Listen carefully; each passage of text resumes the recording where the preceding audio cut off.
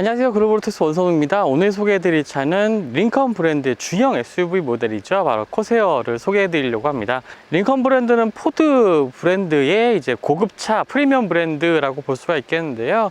지금 SUV 라인업 같은 경우에는 가장 작은 모델인 지금 보고 계신 이 코세어와 함께 그 상위로 노틸러스, 그 다음에 에비에이터, 그 다음에 내비게이터까지 다양한 4종의 이 SUV 라인업을 지금 링컨 브랜드에서는 구성을 하고 있습니다. 링컨 코리아 같은 경우에는 이 브랜드들을 통해서 이 SUV 라인업을 좀 더 탄탄하게 구축할 예정이라고 합니다.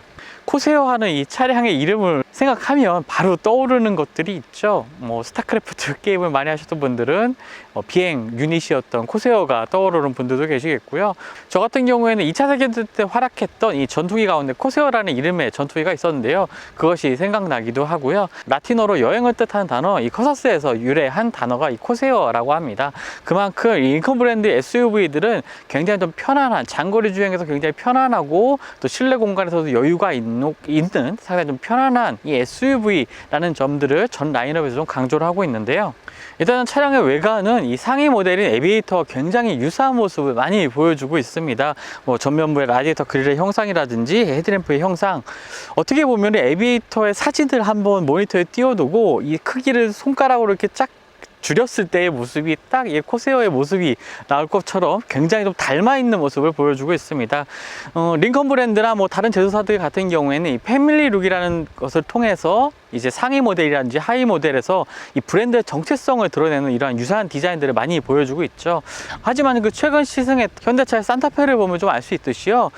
어떤 브랜드에서는 이 각 차종마다 조금 디자인의 차별성을 두면서 소형, 중형, 대형으로 조금 차량의 그 디자인을 통해서 좀 구분하는 모습도 보여주고 있습니다. 이것은 자동차 제조사마다 이 디자인 방향성의 차이라고 볼 수가 있겠는데요. 링컨 브랜드는 말씀드렸던 것처럼 이 디자인의 일관성을 유지하고 있는 모습을 보여주고 있습니다.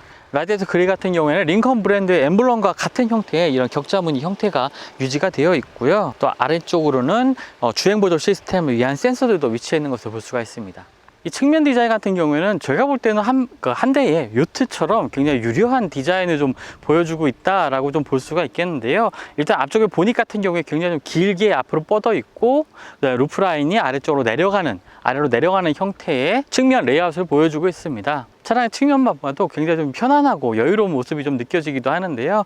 일단 타이어 같은 경우에는 19인치 타이어가 장착이 되어 있고요. 차량의 사이드밀 아래쪽으로는 이제 코세어라는 레터링이 더해져 있는 부분이 있습니다. 상위 모델인 에비에이터 같은 경우에는 차량의 이쪽 앞쪽 부분이 좀 길다 보니까 이 레터링 같은 것이 이 앞쪽에 있었던 차이가 있었죠. 그리고 차량의 그 A필러와 D필러를 보면 이렇게 까만 벌레 가니쉬가 더해져 있는 모습도 볼 수가 있는데요. 이런 부분들은 사실 약간 지붕이 떠 있는 듯한 이렇게 플로팅 로프 타입의 이런 디자인이라고 볼 수가 있겠는데, 사실 조금 아쉬운 부분이 있는 부분이기도 합니다. 디자인적인 부분에 있어서요. 그 1열과 2열 트렁크 도어 상단에 보면 이 크롬 라인이 들어가 있는데요. 이렇게 조금 루프를 띄워 놓는 디자인처럼 보이는 부분이기도 하지만 이 크롬 라인과의 연결성이 조금 보이지 않는 부분들을 확인할 수가 있죠. 그래서 약간 좀 동떨어져 있는 듯한 느낌도 좀 들기도 하고요. 이런 부분들은 D필러 쪽에 이 디자인을 봐도 조금 같은 분위기라는 것을 알 수가 있습니다. 사실 이 차량의 루프 라인이 아래쪽으로 갈수록 내려가는 형태로 되어 있거든요.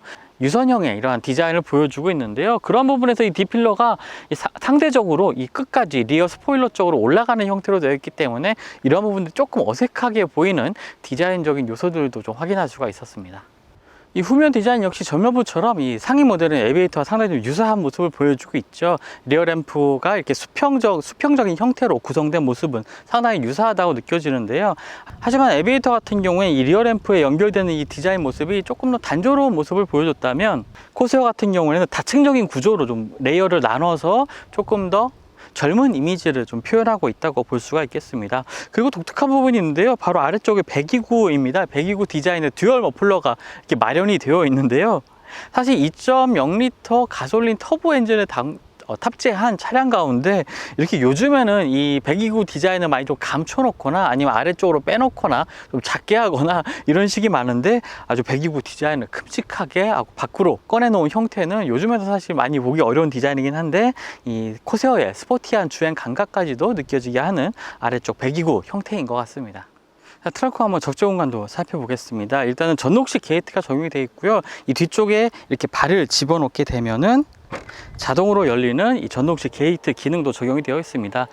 국내 시장에는 이 커세어 같은 경우에 단일 트림으로 출시가 됐기 때문에 지금 보여드리는 모든 기능들은 모든 차량에 다 적용되어 있는 기능입니다. 이 적재 공간 같은 경우에도 상당히 좀 여유가 있는 모습입니다.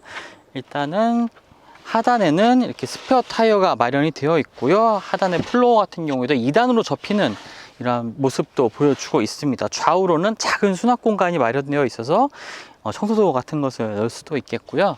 그리고 적재 공간에 2열 시트를 접을 수 있는 버튼들도 이런 오른쪽에 마련이 되어 있습니다. 그래서 버튼을 누르게 되면 이렇게 모든 2열 쪽의 트렁크가 닫히는 모습도 확인할 수가 있고요. 그리고 트렁크의 입구 쪽과 이제 바닥 부분이 평평하게 이어져 있기 때문에 짐을 싣고 걸친 후에 바로 밀어서 이렇게 집어넣을 수 있는 편리한 형태로 되어 있고요. 이 수납 공간의 측면도 수직 형태로 좀 깔끔하게 마무리가 되어 있어서 짐을 싣기 좋은 모습도 보여주고 있습니다. 거기다가 2열과 이 트렁크 하부 부분에 틈 없이 상당히 좀 깔끔하게 마무리가 되어 있어서요. 작은 짐들이 그 사이로 빠지는 그런 일들 없을 것 같습니다. 네, 이제 1열 공간에 앉아 있는데요. 일단은 앉는 순간 곳곳에 사용된 이 크롬 장식들이 상당히 좀 많다는 느낌을 받게 됩니다. 그래서 좀 반짝반짝 화려한 느낌도 주고 있는데요. 기본적으로 레이아웃 자체는 이제 수평 기조의 레이아웃으로 좀 구성이 되어 있기 때문에 안정감 있는 모습도 보여주고 있고, 이렇게 화려한 이 크롬 장식들을 통해서 어떤 부분에서는 또 화려한 이 프리미엄 브랜드다운 모습도 함께 보여주고 있다라고 볼 수가 있겠습니다. 계기판도 풀 디지털 계기판이 적용이 되어 있고요. 인포테인먼트 화면 역시 디지털 화면으로 바뀌었는데요. 기존 모델이었던 이제 MK-C와는 이런 부분도 좀 차별화되는 모습을 보여주고 있는데, 인포테인먼트 화면 크기가 요즘 나오는 차들은 상당히 좀 가로로 넓은 형태로 대화면에 인포테인먼트 화면을 좀 보여주고 있는데, 그런 부분에서 좀 작은 크기가 아쉬운 부분이긴 한 것 같습니다. 인포테인먼트 왼쪽에 있는 이 시동 버튼도 은색의 아주 크롬 장식으로 된 화려한 반짝반짝 있는 이 스타트 버튼이 눈길을 끌고 있고요. 그 아래쪽으로 이제 변속기가 에비에이터 상급 모델인 에비에이터처럼 이제 버튼식 기어 변속 버튼을 가지고 있습니다. 피아노 건반 같은 스타일이라고 볼 수가 있겠는데요. 그리고 그 위쪽으로는 아주 가로로 긴 형태로 배열된 이 송풍구 디자인도 볼 수가 있습니다.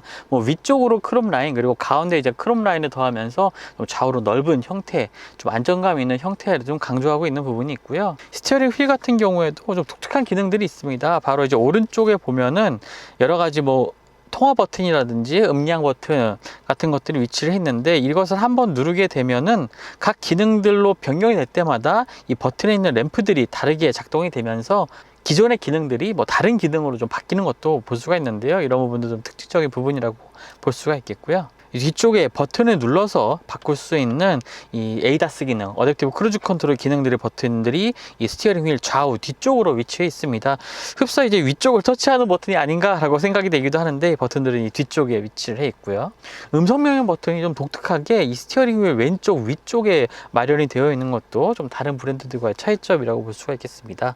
아래쪽으로는 화려한 크롬 장식의 버튼들이 더해진 이 공조장치 버튼들도 눈길을 끌고 있고요. 그 아래쪽으로 이제 링컨이랑 레터링도 더해져 있습니다. 전자식 기어 버튼이 적용이 되어 있기 때문에 이 하부에 공간이 조금 여유가 생겼죠. 그래서 이 부분을 수납 공간으로 활용할 수가 있게 되었고요. 그 아래쪽으로 USB 포트 C타입과 일반적인 USB 포트 두 개가 마련이 되어 있고요. 11V 시거 잭도 위치해 있습니다. 그 앞쪽으로 작은 이렇게 트레이도 따로 마련이 되어 있어서요. 이 부분에는 키 같은 것을 놓기 좋을 것 같고요. 그리고 그 뒤쪽으로 컵홀더 두 개, 그리고 드라이브 모드 버튼이 컵홀더 왼쪽으로 마련이 되어 있습니다. 이 드라이브 모드 같은 경우에는 여러 가지 드라이브 모드가 좀 지원이 되고 있는데요.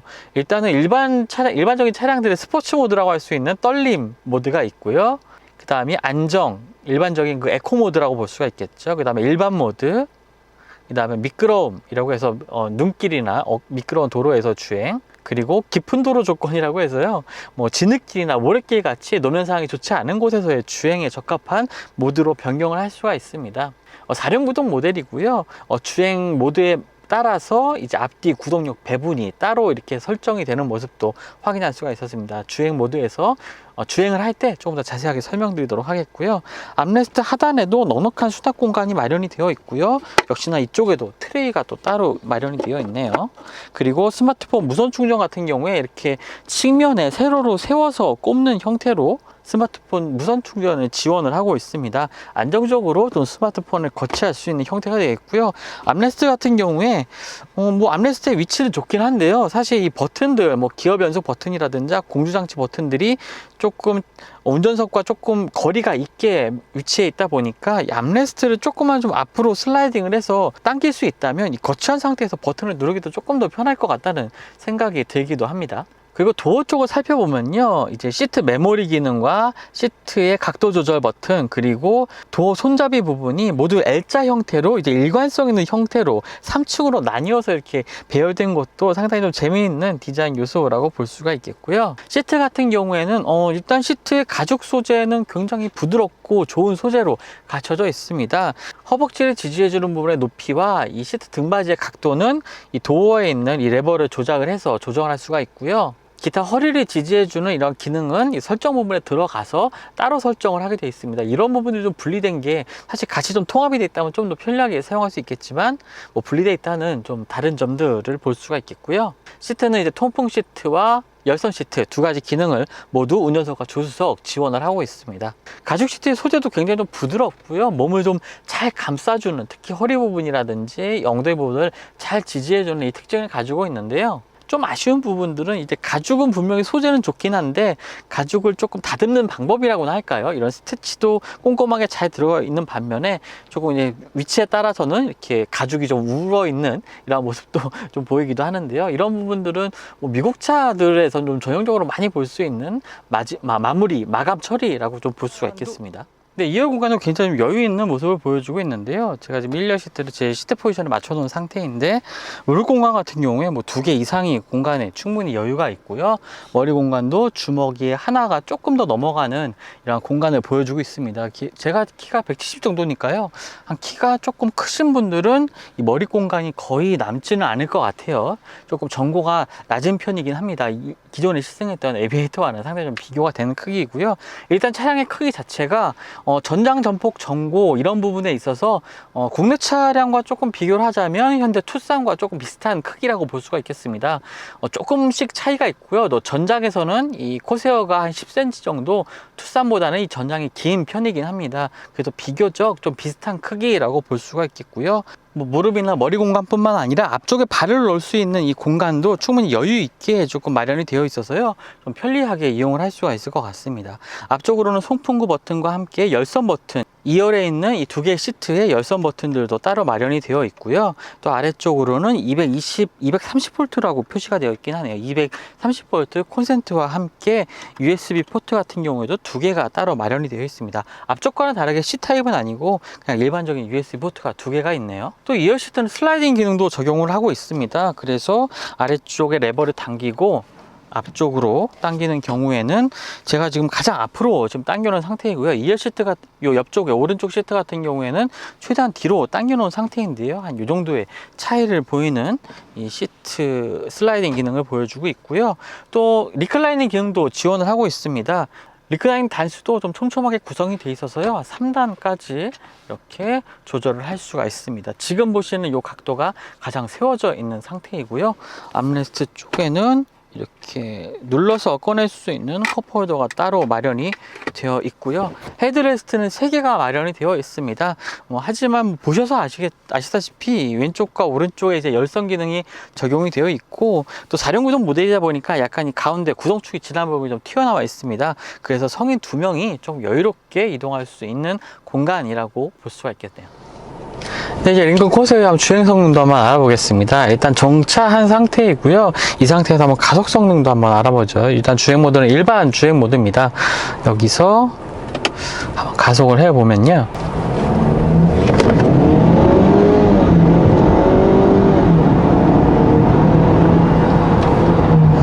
네, 네, 사실 그 초기의 반응, 그러니까 가속 반응 같은 경우에는 초기에는 약간 조금 주춤한 모습을 보이고 있습니다. 그리고 속도가 좀 어느 정도 나기 전까지는 약간 좀 무게감이 느껴진다고나 할까요? 조금 주춤거리는 모습도 보이긴 하는데, 한 시속 20에 30km 이상까지 속도가 올라가게 되면 그 다음부터 이제 터보가 좀 본격적으로 작동을 시작하게 하면서 좀 넉넉한 출력이 발휘되는 그러한 주행을 가속감을 한번 느낄 수가 있었습니다.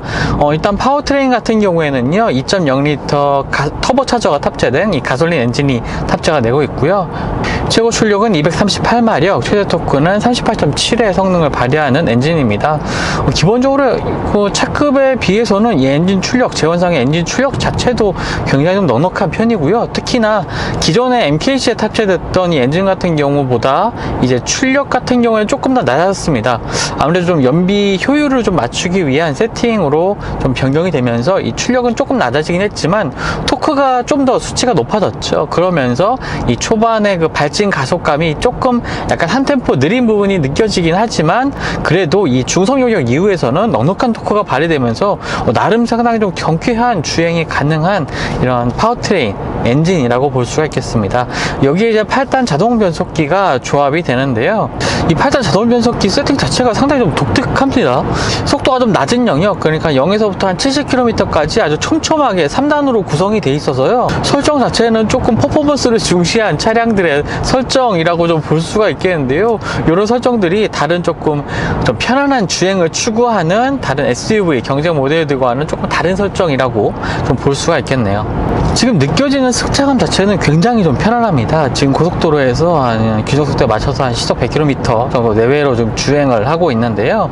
차량의 정숙성이라든지 서스펜션의 세팅 자체도 좀 편안한 주행, 좀 안락한 주행에 좀 초점을 맞춘 이러한 모습은 뭐 상급 모델인 좀 에비에이터에서도 이러한 부분을 확인하기도 했는데, 링컨 브랜드 자체가 이러한 그 주행 질감으로 조금 통일이 되어가고 있는 그런 느낌을 받게 됩니다. 일단은 차량의 정숙성도 이 편안한 이 승차감, 주행 질감에 좀 영향을 미치는 부분인 것 같은데요. 참이 상당히 잘 되어 있습니다. 일단 엔진룸과 이 객실 사이에 이 중간 공간에 상당히 참이 잘 되어 있고요. 그리고 하부에서 올라오는 소음도, 노면 소음도 굉장히 잘 억제가 되어 있어서 굉장히 좀 조용하게 주행할 수가 있고요. 특히나 액티브 노이즈 캔슬링 기능도 적용이 되어 있습니다. 지금 이 위쪽, 운전석 위쪽과 조수석 위쪽에 보면은 이 작은 뭐 마이크와 같은 스피커처럼 생긴 이 포인트가 하나 있는데요. 이 부분에서 반대파형의 음파를 쏴서 좀 실내 소음을 좀 상쇄시키는 역할을 하는 이런 액티브 노이즈 캔슬링 기능 때문에 좀 소음도 좀 상당히 좀 적게 느껴지는 부분이 있고요. 또 기본적으로 차음 자체도 상당히 잘 되어 있습니다. 주행 모드 가운데 조금 더 주행성을 살리기 위한 이 주행 모드인, 한글로는 이게 떨림 모드라고 나오겠는데요. 뭐 익사이팅 모드, 뭐 아니 스포츠 모드 정도로 볼 수가 있겠죠. 한번 주행 모드를 바꿔 보겠습니다. 주행 모드를 바꿔보면은 확실히 조금 엔진을 고회전 영역까지 좀 사용을 하면서 조금 더 스포티하고 경쾌한 주행을 좀 가능하게 하는데요. 이런 경우에 지금 4륜구동 모델입니다. 4륜구동 모든 단일 트림으로 판매가 되고 있고, 이제 4륜구동이 기본으로 적용되어 있는데요. 일반 모드로 주행하는 경우에는 이 모든 구동력 배분이 앞쪽 전륜에만 이제 적용이 됩니다. 그래서 이 계기판 상에도 이 동력 배분 그래프가 나오겠는데요. 일반 모드로 주행할 때는 앞바퀴 쪽에 이 동력 배분만 수치가 올라갔다 내려갔다 하는 모습을 보여주고 있고, 하지만 이 스포츠 모드, 떨림 모드로 바꾸게 되는 경우에는 이 구동력 배분이 한 50대 50, 보통 한 50대 50으로 앞쪽과 뒤쪽의 구동력을 동시에 배분을 하게 됩니다. 물론 이제 가속 상황에 따라서 이제 앞바퀴에 조금 더 동력 배분이 많이 되는 경우도 있긴 한데요. 기본적으로 이 가속 페달 한 절반 정도 이상 밟아서 가속을 하는 경우에는 앞뒤 쪽으로 구동력이 5대 5로 배분이 됩니다. 뭐 이러한 구동력 배분 때문에 아무래도 이 차량의 무게를 전륜으로만 끌고 가는 이 일반 모드보다는 이 지금의 떨림 모드, 스포츠 모드 상황에서 조금 더 차량의 경쾌한 느낌, 그 다음에 가속감을 좀 확연히 느낄 수가 있고요. 또 이런 모드, 이 떨림 모드에서, 이 스포츠 모드에서 확실히 이 코너링에서의 성능도 조금 더 부각이 되는 것 같습니다.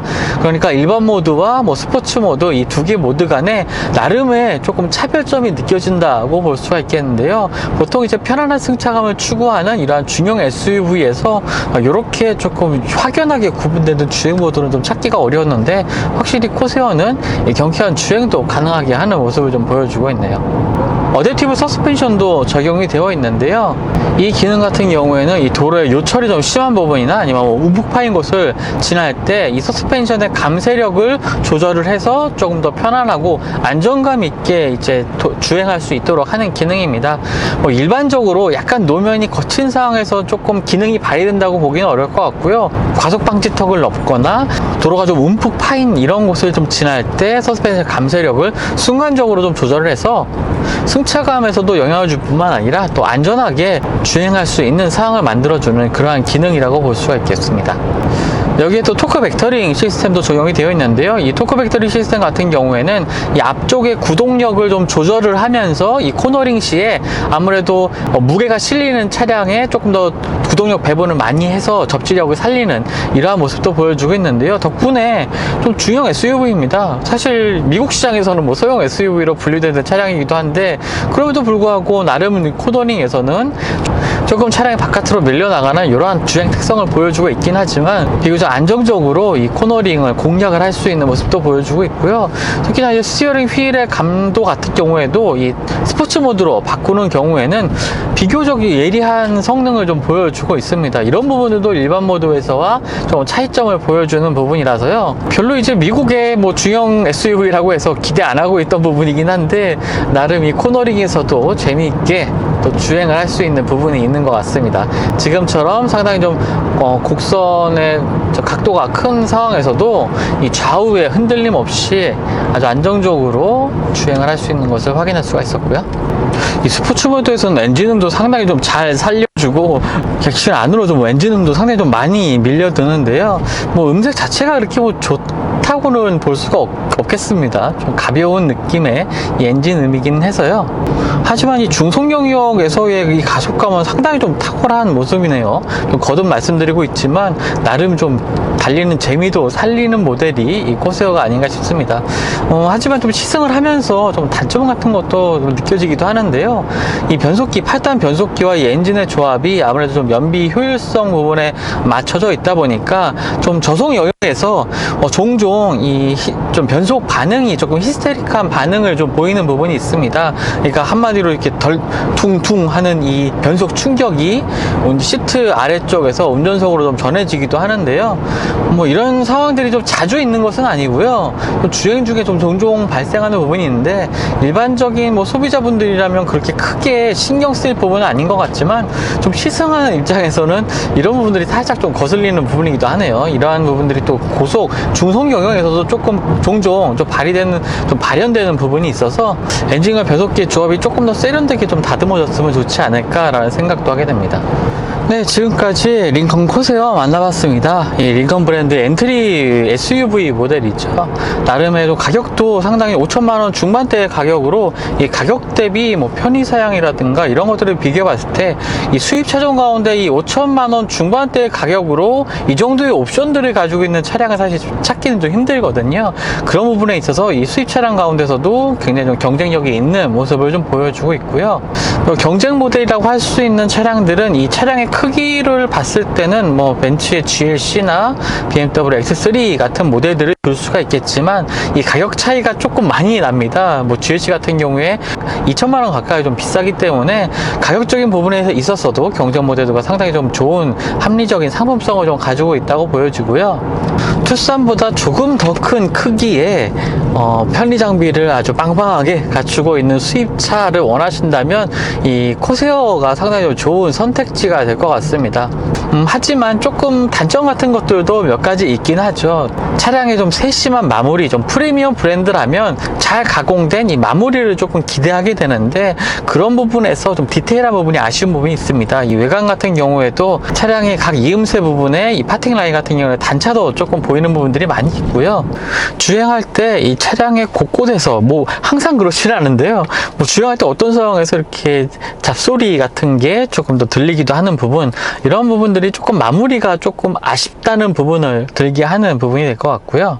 좀 실내 공간 같은 경우에도 조금 안정감 있는 분위기를 주고 조금 고급스러운 분위기도 느껴지는 부분이 있긴 하지만, 요즘에 막 디지털화된 최신의 뭐 독일 브랜드들의 차량들이라든지 아니면 국산 차량들도 상당히 요즘 요급의 차량들도 이 디지털화된 모습들을 많이 보여주고 있는데, 그런 부분에서는 조금 아쉬운 부분이 있긴 합니다. 하지만 뭐 주행 안전장치라든지 어댑티브 크루즈 컨트롤, 뭐 차선 유지 기능 같은 경우에도 굉장히 깔끔하게 잘 이렇게 작동이 되는 모습 보여주고 있고요. 특히나 좀 거듭 말씀드리고 있지만, 이 편안하면서도 때로는 또 나름 또 드라이빙을 즐길 수 있는 이 파워트레인, 넉넉한 출력의 파워트레인과 뭐 변속기의 조합, 이런 것들에서도 상당히 강점을 가지고 있는 차량이 바로 코세어가 아닐까 이렇게 생각이 됩니다. 지금까지 글로벌 오토스 원선웅이었고요. 저는 또 다음 시승을 통해서 만나 뵙도록 하겠습니다. 감사합니다.